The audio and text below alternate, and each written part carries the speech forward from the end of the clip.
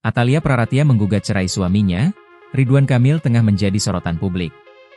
Ibu 3 orang anak itu mendaftarkan gugatan cerai di Pengadilan Agama Bandung pada Senin, 15 Desember 2025. Terbaru, deretan kekayaan Atalia Praratia terkuak ke publik.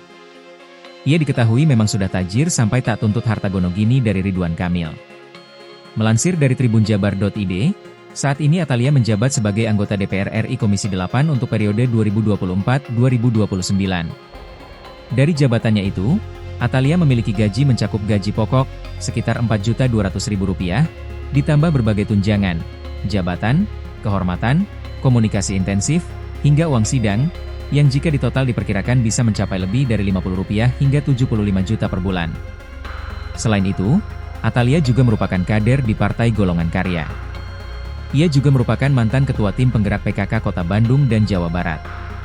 Selama masa jabatan Ridwan Kamil sebagai Wali Kota Bandung dan Gubernur Jawa Barat, ia memegang peran strategis di PKK dan Dekranasda Jawa Barat.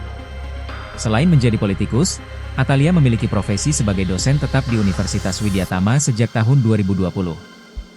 Ia menjabat sebagai lektor untuk program studi produksi film televisi, D4.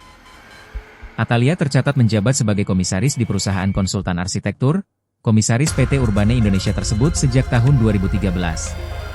Atalia juga produktif menulis buku dan novel, seperti 89 Cara Bahagia ala Atalia, Catatan Kecil Tentang Kita, dan buku Anak Mia dan Ikan Goreng.